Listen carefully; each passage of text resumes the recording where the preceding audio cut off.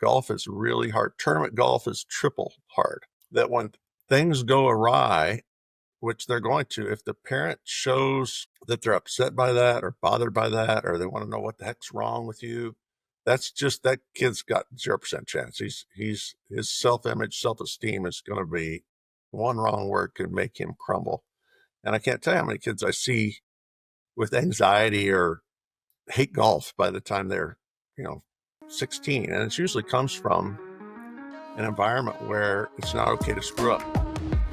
Welcome to The Golf Parent, where you get access to the best minds in junior golf. James, I've been really looking forward to this conversation. Welcome to the podcast. Ryan, happy to join in. Thank you. Okay, so let's start with putting. I think is a good place to start. I mean, you are clearly one of the world experts in the short game, and putting is one of these areas that so many of us struggle. Our junior golfers, as well as the average listener to the podcast as well. So maybe let's just start with, where do you see a lot of the common faults, and what maybe has been taught to us about putting that you found in your experience to just not be true? I think the biggest problem or misconception is that there's some sort of magic answer. Like if you get a new putter or I lay hands on you, all of a sudden you're going to be an amazing putter. But the reality is it's just a collection of skills, both mental and physical, that need to be developed like anything else. So a lot of people, they don't go about it systematically. They'll just like try a new stance, try a new grip, trying to kind of hit upon the secret. And the reality is you have to do 4 things well to be great on the greens. And number one is you got to be able to consistently hit your start line. And 85% that's controlled by the face. So you got to aim well and return the face to square. You need to control your speed and be able to judge, all the variables, the wind, the slope, the grain, the speed of the greens and whatnot. Largely a function of rhythm and solid contact and imagination, and that those skills need to be developed and can be by anybody in a very specific way. And then the hard part probably is to predict how the ball's going to roll on the greens. The matching line is speed, so to speak, reading the green. And when I wrote a putting book, that was the most trying chapter for sure, trying to verbalize to people how to properly read a green, how to develop that skill. But there are tricks and a little skill development games you can play. And the last variable is the most important one. It's usually the ones that kids are great at, which is they just think they're good. I'm going to roll it in. And as we age, we have enough trials and tribulations where we kind of lose the swagger sometimes, or the confidence, the belief. So that's a skill also that needs to be developed. It can't just be like, oh, I putted great last week, so therefore I'm confident. You have to be proactive and be on that consistently, I think, and to grow it. So I love it. I mean, 4 pillars and a good putting. One of the things that you mentioned that maybe I want to kind of linger on a little bit is you talked about the imagination, kind of when it comes to like visualizing or seeing when it comes to the speed of the green. There's a lot of you've got the aim point that's super popular right now, and then you've got more of it almost seems like there's 2 sides of the spectrum. There's aim point, which is like a very, very technical, like you can kind of figure it out based on slope and grade and the distance, and it's almost like you're doing a calculation that there is a right answer. And then there seems to be the more cerebral kind of artistic putting, where you see the line, you're putting to the line that you see. Where do you stand on that? Like is it just data, like aim point kind of the way, or do you see more of the artistic putting as being more effective?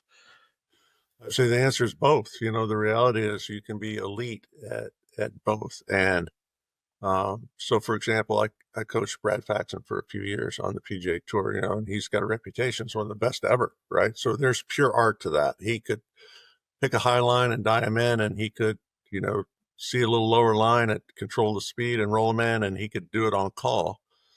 95% of what you know in life is intrinsic. It's things you don't know how you know them. That's intuition, subconscious. And so that's a skill that needs to be developed. And the way to do it is through feedback. And I think also having a process where you're looking at the same things the same way each single time. Step one is I'm going to try and see what happens right around the hole late. So I might be standing behind the hole and say, okay, the last 3 feet, what's going to happen? And then my step two might be on my way over, trying to uh, turn to the side view and see if it's uphill or downhill. So I have steps, and there might be a 11-step process that you go through to try and come up with a sense of how's this ball going to roll as it traipses across the green. Now, uh, most of the best putters in the world in the history have done that, and they've been amazing. Ben Crenshaw, they can just tell. However, aim point is factually correct. It's a more modern way, right? Uh, uh, there are plenty of amazing putters on the PGA Tour doing it and doing well, and the LPGA, whatnot.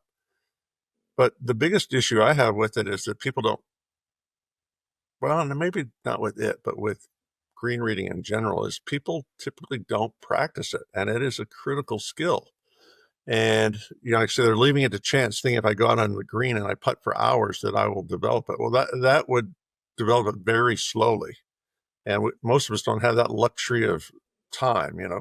We play not well enough in the meantime. So you just got to be proactive, whether that's using your feet to uh, sense percent slope, uh, do some testing to get the speed of the greens each day, have a way to calibrate.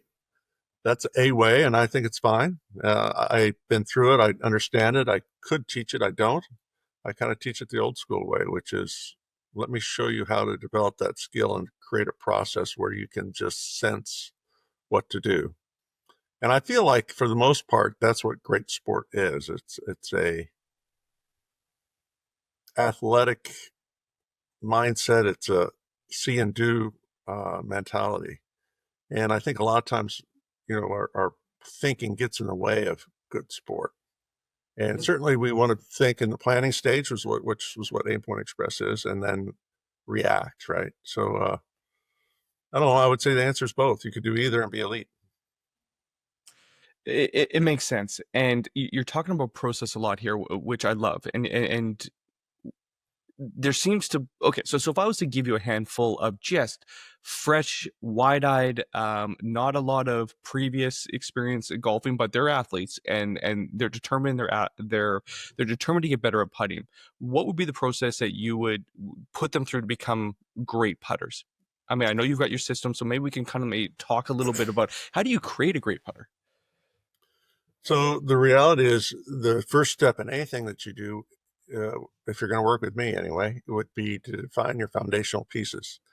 So if you're out there and you kind of know what you're trying to do, but not really, and you start uh, putting and maybe you're having some bad putting rounds, what are you going to do? I mean, you got to like try a thing. Maybe I'll try cross-handed. Maybe I'll try claw. Maybe I'll open my stance. Maybe I'll move further from the ball, or maybe I'll get a different putter. When you're doing things like that with no long-term vision or plan, then you end up what I call being on the hamster wheel of things that never work. I'm always trying a new thing. It doesn't seem to quite work, or it works for a round and then it doesn't work next round, and then I'm trying a new thing again. And so what I do with any student is that we define the foundational pieces, doesn't matter if it's putting or in the bunker or whatever, and say, okay, when I do these 4 things or these 5 things or these 6 things, I'm a high performer. I am in control. I can repeat. The ball goes where I'm looking. So when I go poorly, I want to know, okay, which one of the 5 things didn't I do?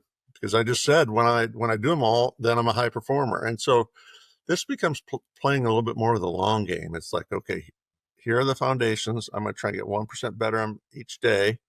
This is how I'm going to go about that process. When I show up to the putting green in the morning, the first thing I'm going to do is this. It might be checking my setup, and everything's measured out, right? Okay, so I'm set up the same way today that I was yesterday. Okay, step 2 might be, you know, checking your aim and your ability to hit your start line, and there might be certain drills that would go along with that. And so you want to have a very systematic approach to uh, trying to get 1% better at the same stuff.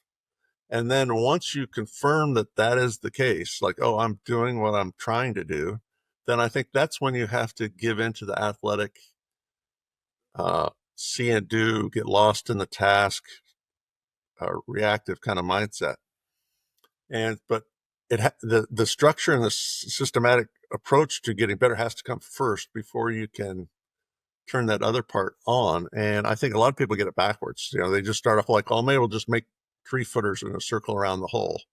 Well, what happens if you're aiming right and you're hitting them all off the toe, but they're going in, and then all of a sudden you get out to 20 feet and those toe hits are robbing you of distance control, or so you just need to create certainty at the beginning so that when it comes time to actually play, you're not concerned about the mechanics, so to speak.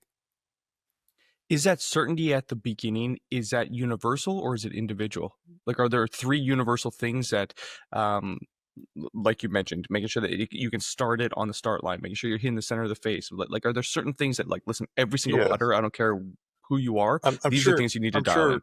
Yeah, I'm sure every coach has their preferences, right? Yeah. And they would say, "Hey, this is the way we do it here." And I'm probably less cookie cutter than any coach I know. I mean, I'll let people grip it however they want to grip it, but there are some things that would be non-negotiable. Number one, for example, would be uh, hit. Excuse me, retraining the face to square at impact. It's non-negotiable because if the face is not pointing where you want it to go, the ball's not going there. So we got something we have to learn or and develop to repeat to be able to do consistently. Another one, to some extent, would be the dynamic loft of the putter at impact. I mean, the ball needs to launch properly and start rolling. Excuse me, Ryan. Wow.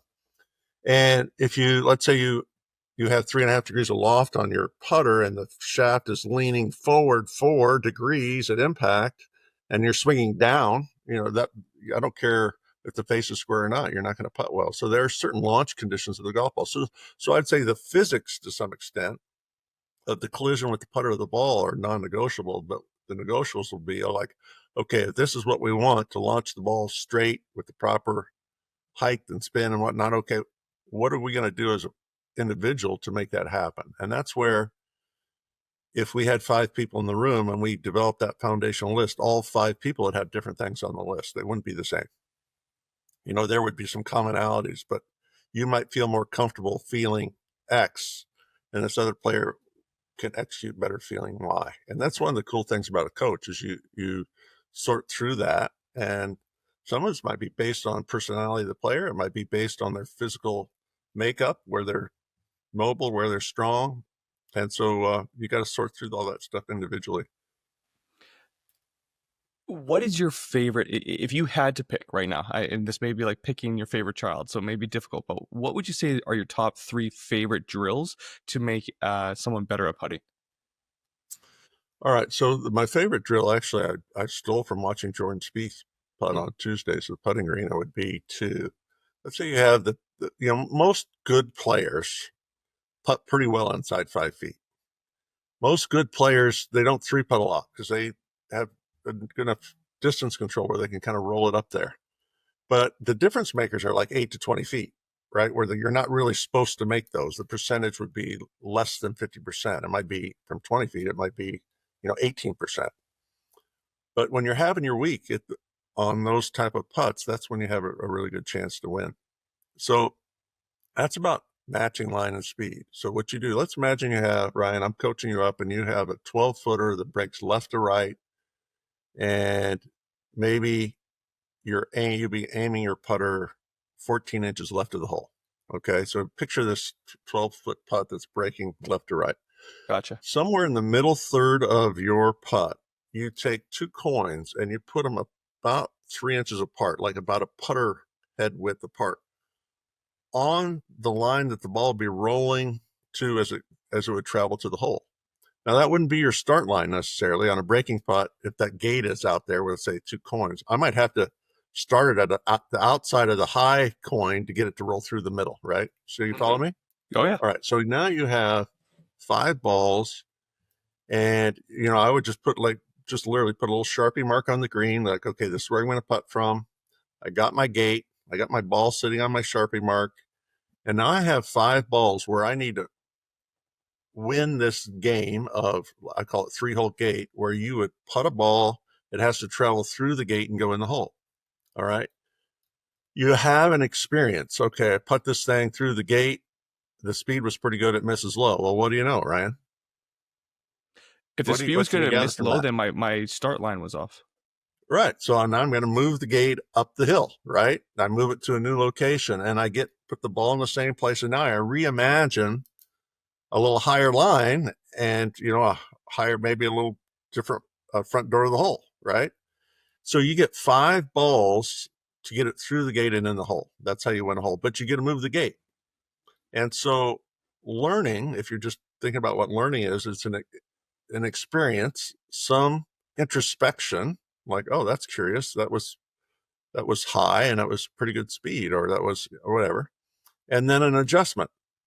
And if you continually do that, you develop this intrinsic sense for, like, oh, I don't know why I know, but I think it's going to roll just to the left of that brown spot, and then it's going to go in at 7 o'clock, and I can just sense what to do. And then, of course, you have to match the speed to do that. So it's a great game. So I asked Jordan Spieth's coach, like, how long has Jordan been playing this game? He says, well, since he's 13. Like, how often does he play it? Like, every day. So I'm thinking, okay, so he's played it 20,000 times. Maybe that's why he's good at making 20 footers. And I think that's the case. So that would probably be the number one game that I would uh, do, because I think that's kind of the difference maker putts.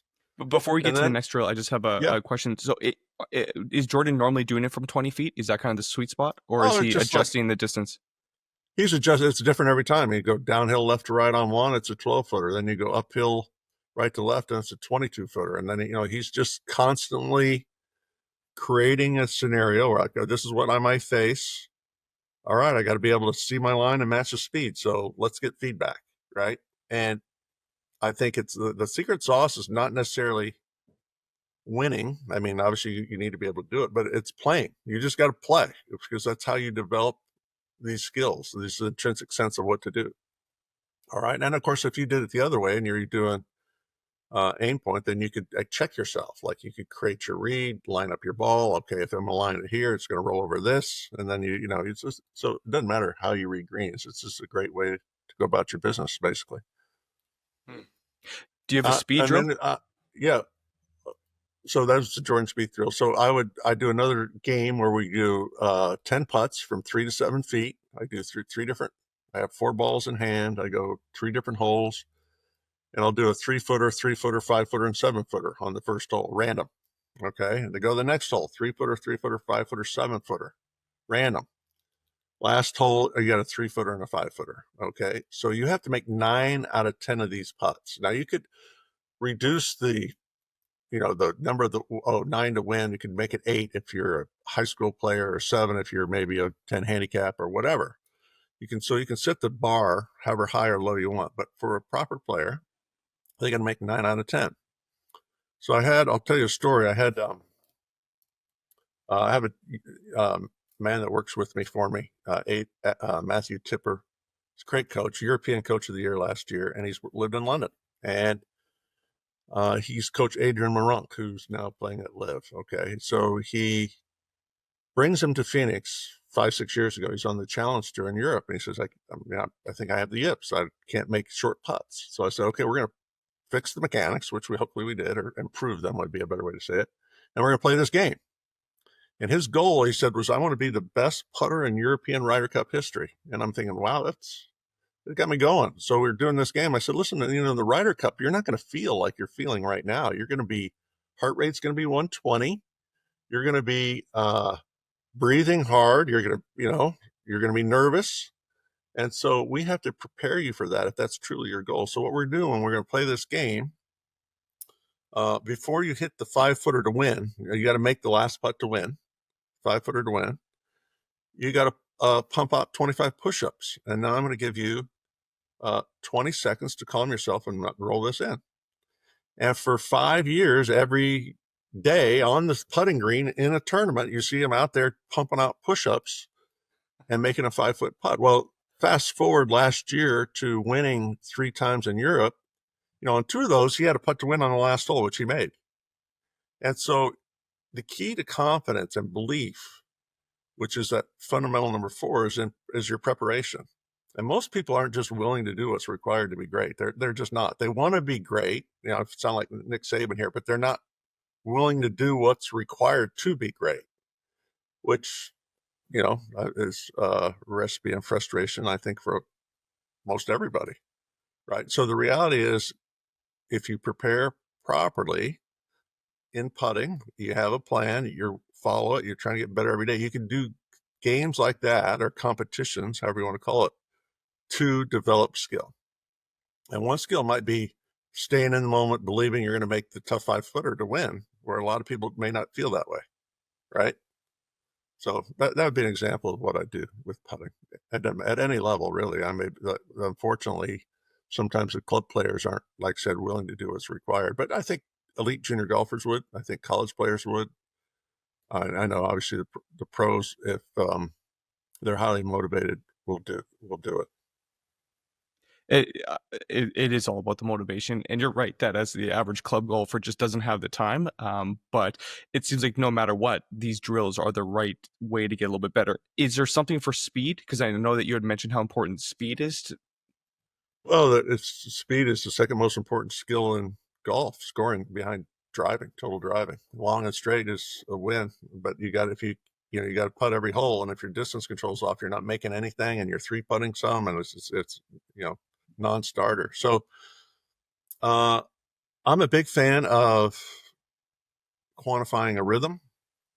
Uh, old school be a metronome. There's all sorts of new school ways to test. And hold yourself accountable at the same thing. It's defined. You're trying to get 1% better every day. This last week, I introduced an app to Stuart Sink, who I coached for 5 or 6 years now.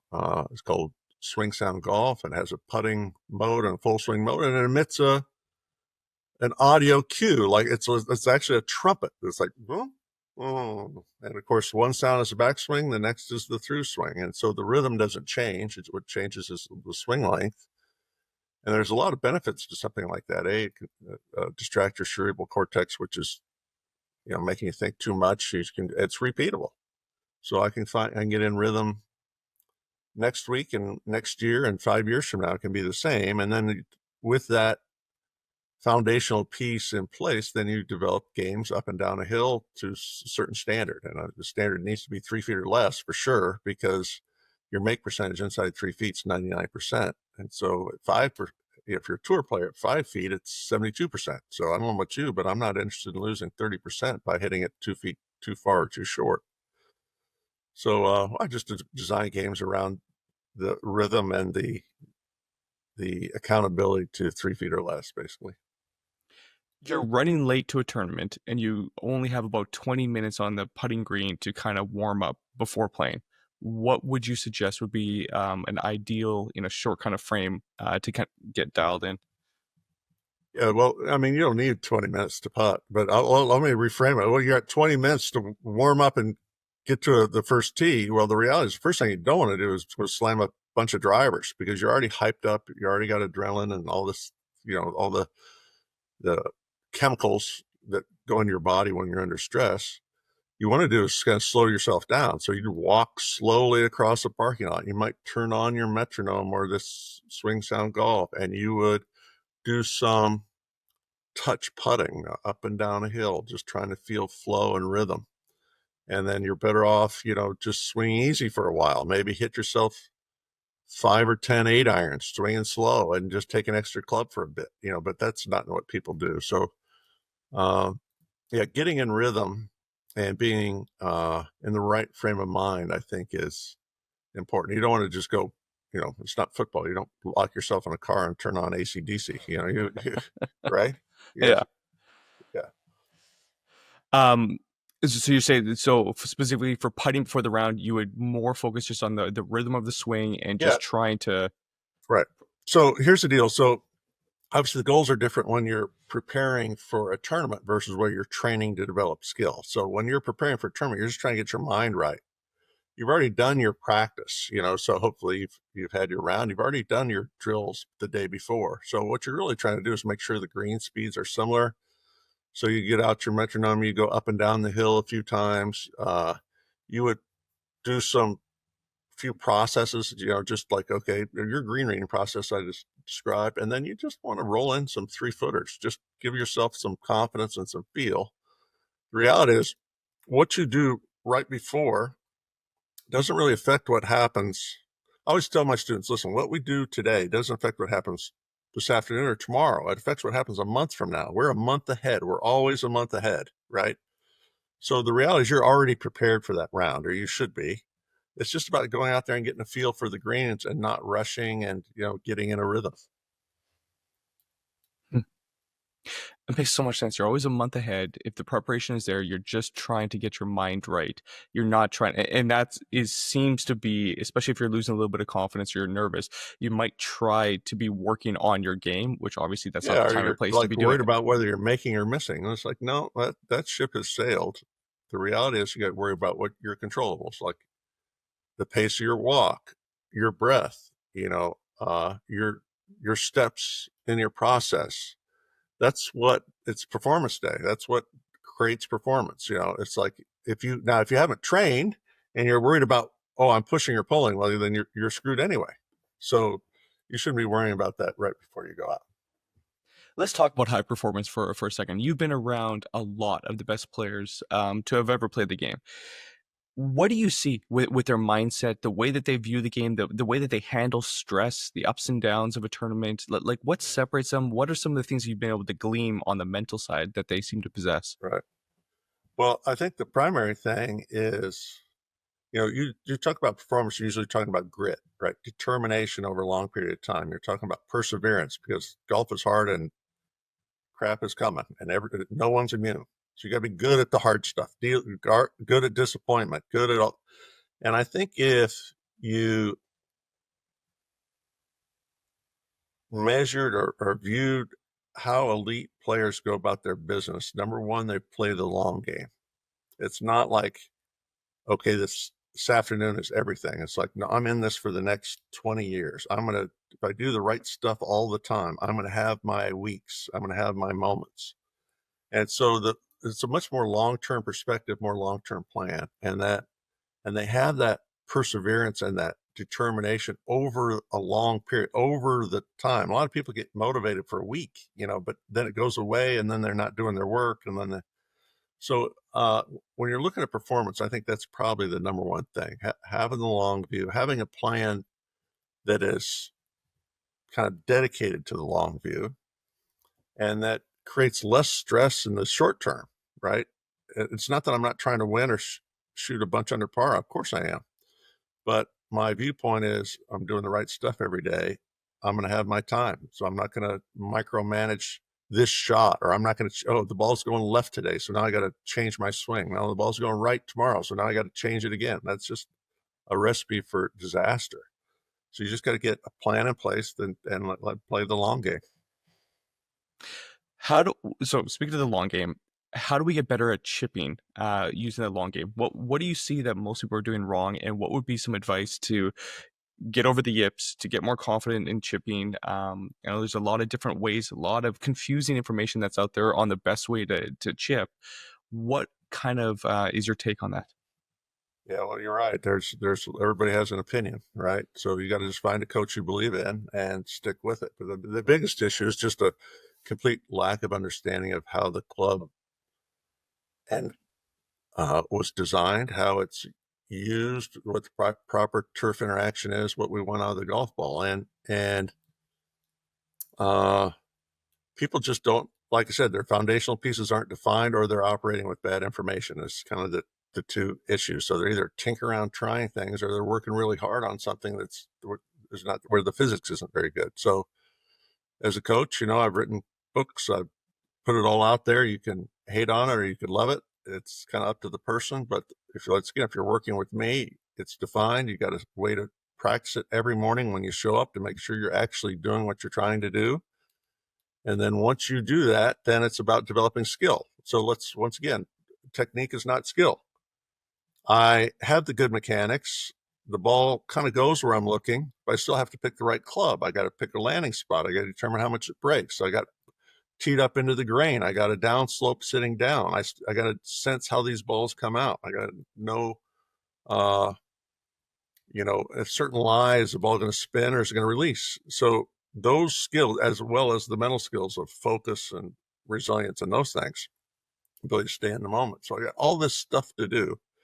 And one of the things that people get wrong, Ryan, I guess to be more specifically, is like they go out there in a pile of balls and they hit the same shot over and over again, thinking they're getting better. And the results certainly look good because all the balls are around the hole, but there's no judgment. You judge the first one, then the second one, it's done for you. So you're not really developing the shot making skills you need to be good.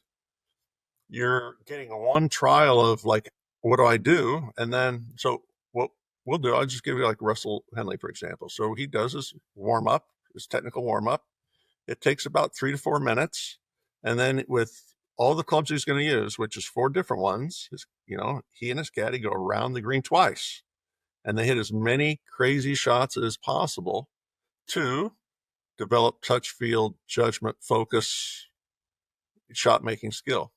And that's not what most people do. Like I said, they'll chip 5 balls of this pin, and then if you're lucky, and then 5 balls of that pin, and then 5 balls of that pin, and they didn't hit one off a downslope in the rough, and they get to the first hole and they hit it over the green, and they got a downslope out of the rough, and they don't know what to do, or don't have a good feel for how to get good contact. So, just easy, simple things like not teeing the ball up when you practice. Play it as it lies. Give yourself crazy shots to hit, and have an experience. Be curious, not judgmental, and then adapt a little bit. Like, on this lie here, I teed up in the rough. I can't open the face quite as much. The ball, you know, go underneath it, comes up short. So you just learn little cues.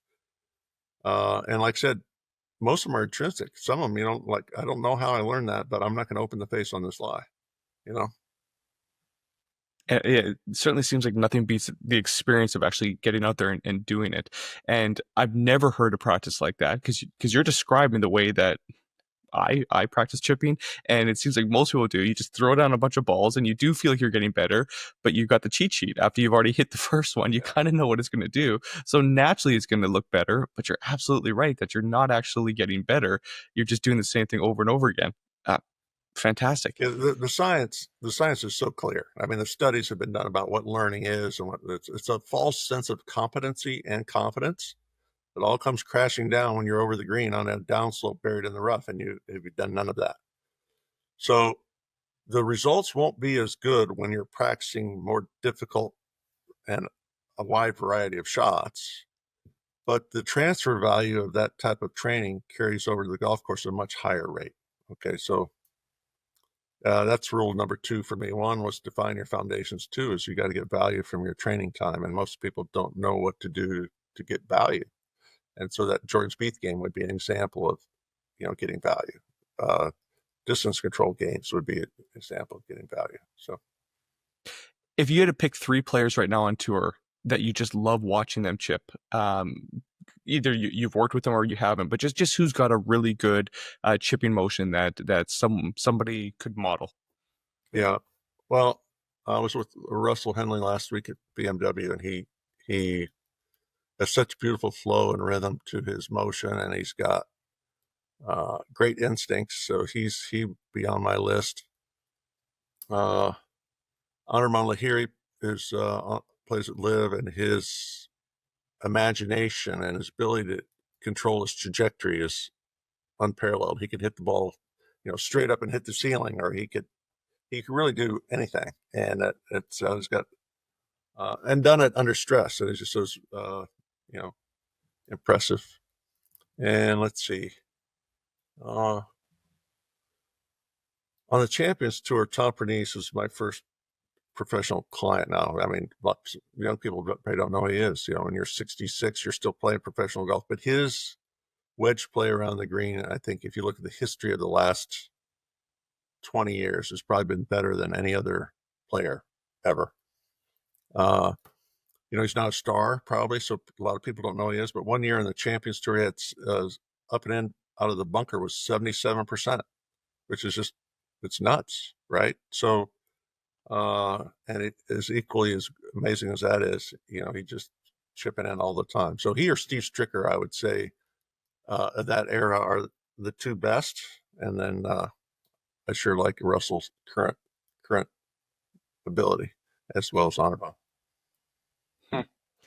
There's a lot of parents listening to this podcast right now, and as a parent, we're always trying to do the best for our children. Like we know what we know, we don't know what we don't know.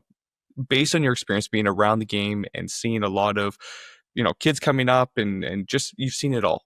If you could distill down a little bit of advice for those parents that are trying to do the best that they can to kind of nurture the journey of their junior golfer, being there when they need to, supporting, what advice would you give them? Yeah, well, I mean, listen, my job is when I get a player is to coach them up hard and hold them accountable.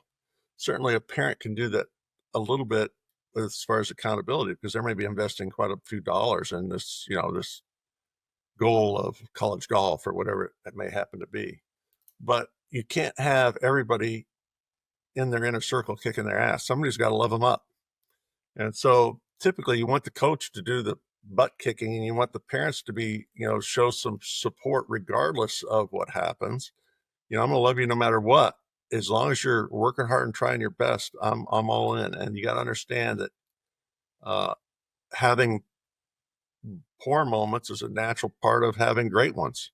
So I think if a parent realizes that what their child is doing, they're signing up for something that's really difficult. Golf is really hard. Tournament golf is triple hard. That when things go awry, which they're going to, if the parent shows that they're upset by that or bothered by that, or they want to know what the heck's wrong with you, that's just that kid's got 0% chance. His self-image, self-esteem is going to be, one wrong word can make him crumble. And I can't tell you how many kids I see with anxiety or hate golf by the time they're, 16. And it usually comes from an environment where it's not okay to screw up. And if as a parent, I think if you let them know that resilience and being unaffected by outcome to some extent is a huge asset, and that's what we do in this family. We're resilient. We don't let things bother us. We just show up tomorrow and keep showing up. Then I think if the kid's talented and working hard, then he's got a fair shot at it, right? But I guess that would be my long-winded answer to that. It certainly wasn't long-winded. It was chock full of value. James, this whole conversation has been chock full of value. Thank you. What a privilege. If parents or juniors want to get a chance to work with you, get into your ecosystem, you've got your books, you've got your content. Like, what's the best way for them to get into your world? Yeah, let's see. So I have written 3 books. You can get them on Amazon. Your short game solution, your putting solution, and Cool Under Pressure. I have a golf academy in Omaha, Nebraska. It's seasonal, and so I have obviously students come see me there, Shadow Ridge Country Club. I also have created a remote way for people to learn what I believe and then still interact weekly. And it's a Facebook group called Short Game Mastery, which you join as a membership.